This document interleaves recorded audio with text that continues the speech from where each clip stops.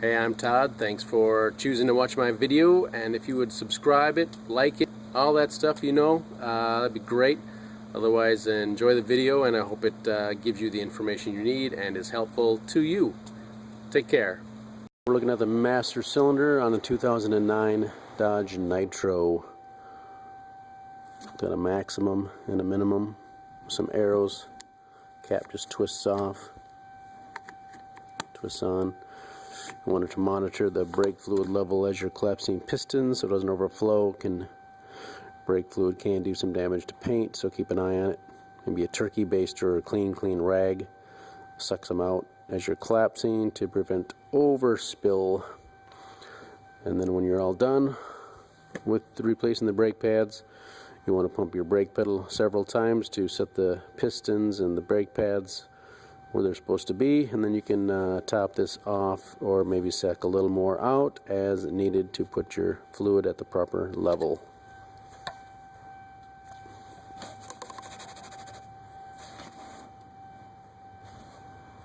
That's it, and we'll head to the wheels and the brakes. 2009 Dodge Nitro rear brake pad, or rear brake rotor replacement. Rear brake replacement. Here we go. Got our brake rotor, got our brake caliper, and we got our brake caliper adapter mounting bracket. 2 bolts hold this on basically, and 2 bolts hold this on, and the rotor should slide off with a little bit of tapping. If you want a decent selection of tools, you should have a 3/8 socket set, wrench set, metric set, torque wrenches if you want to do it. The super right 250 foot-pound torque wrench, up to 100 foot-pound torque wrench, and does other readings as well, inch, pounds, torque angle, and maybe a 1/2 inch set, 2 socket set, and then ratchet and breaker bar. Channel locks if you need 2 large channel locks for collapsing the pistons if you don't collapse it enough with the screwdriver, which I'm going to show you. So got some air tools I'll be using to make the job a little faster. The caliper lube for the slides.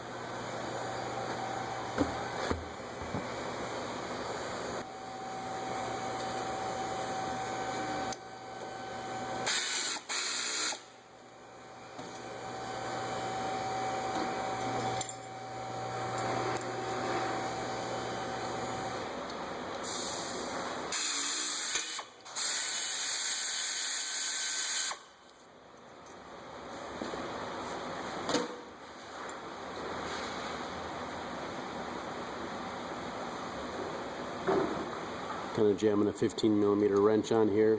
It's a little fat for it, but eventually it made it.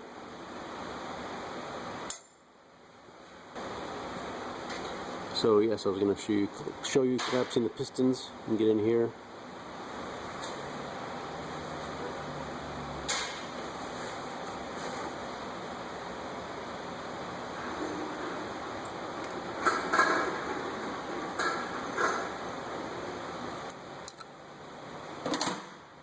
Make sure your piston collapses, and you can check your slides, make sure it's free, and it is, so you're good to continue. If something's seized up, you could either clean it, if you can get it out, or maybe time to replace your calipers.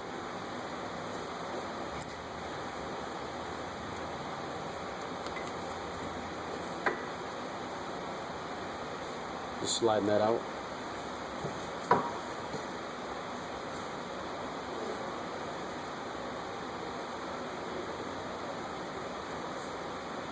Passenger side, squealer on the bottom over here.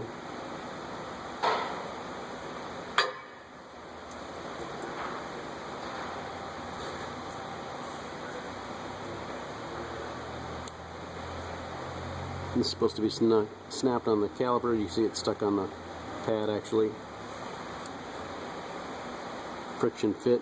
Oh, it broke its little tab here.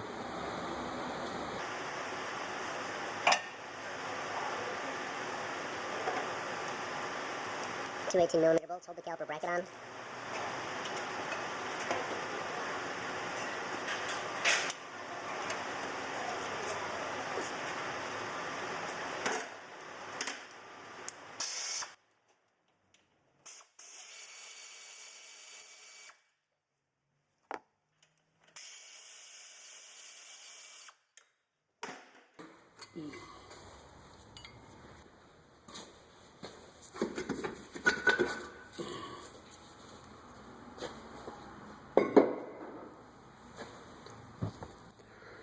Rotor slides off. Got your emergency brake shoes here, look to be in decent shape.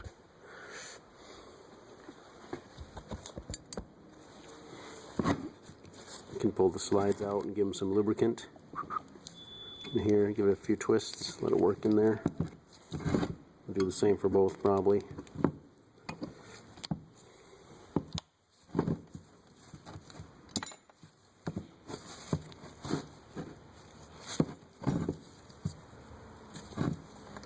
You can clean or replace these as needed. Get some new ones with your brake pads if you get the ones with hardware.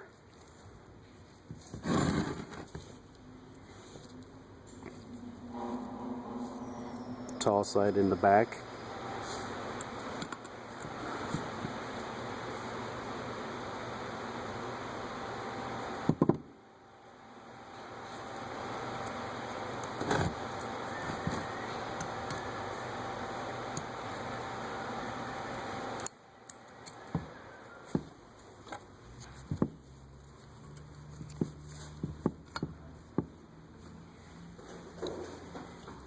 Just a friction fit with the fingers here. You can always make sure those things aren't for some reason sticking out crazy in the center and rubbing on the rotor. But there you go. Just like that. Got some lubricant in the holes. Wipe them down clean if you need to. Sand the rust off if there's rust developing.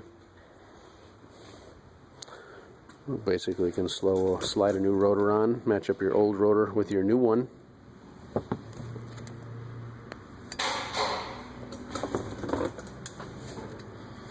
There's an adjusting wheel for the emergency brakes and a plug right back here.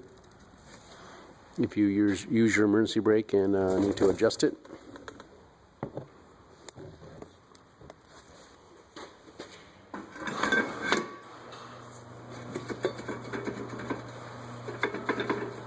Feels pretty loose. I'll give it a couple turns maybe.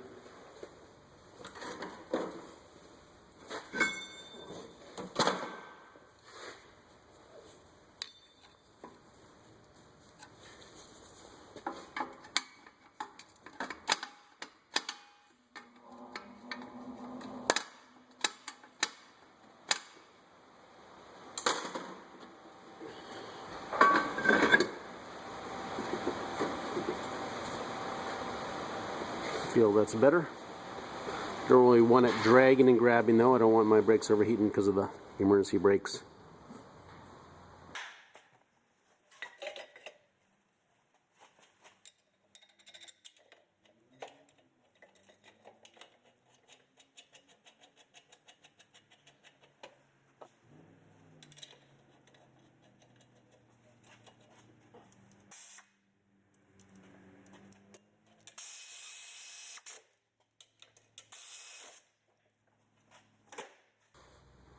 $75 foot-pounds for this bracket here, 75 foot-pounds, and 28 foot-pounds for the bolt.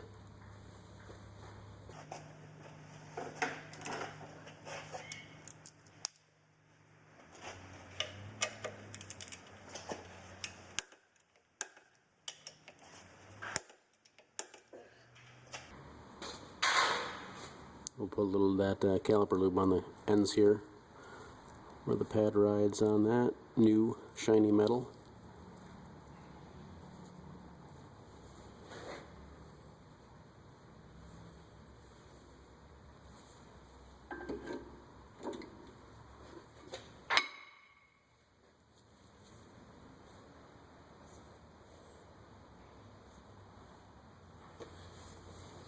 Try not to get any of that on the pad surface. Wash it down with some brake clean or something and get it clean if you do.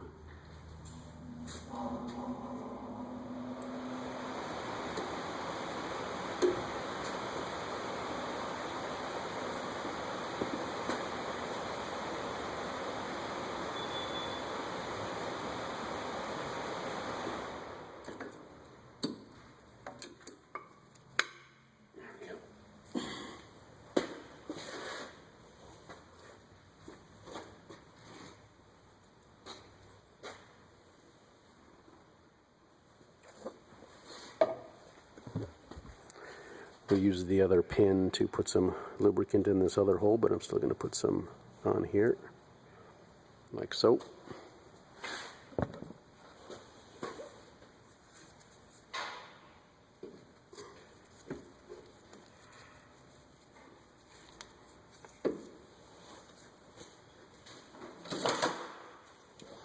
If it's not collapsed enough, you can use your channel locks and squeeze the caliper piston down a little further. Usually like to put the old brake pad in there and then squeeze it that way. Don't just squeeze on the piston usually.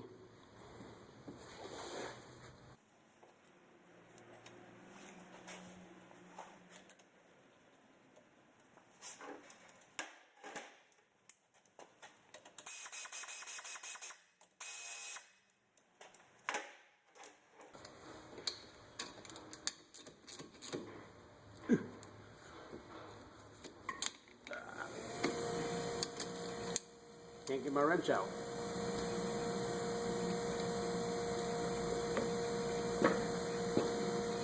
Might use a needle nose pliers then to hold that because my wrenches are too fat.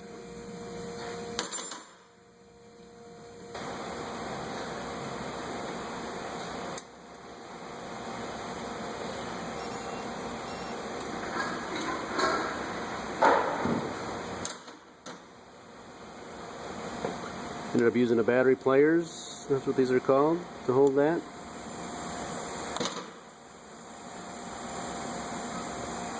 So then you want to step on the brakes a few times to collapse the piston. Do make sure your master cylinder has a decent amount of fluid. As we showed you, top it off as needed or take some out.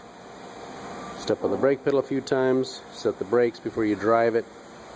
Put your wheel on, put the lug nuts on, tighten them in a crisscross pattern. Pretty snug, and then you can put the vehicle down, because you do need to, of course, when you're doing brakes, jack up the vehicle.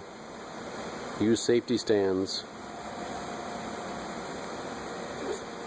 Put the tire down after the lug nuts are snugged up and you can torque them down. 85 to 115 is the range they want, so 100 sounds like a good range. Torque them down 100 foot-pounds in a crisscross pattern and you should be good to go. That's replacing your rear brake pads, rear brake rotor on your 2009 and other model years Dodge Nitro rear brakes. Good luck to you.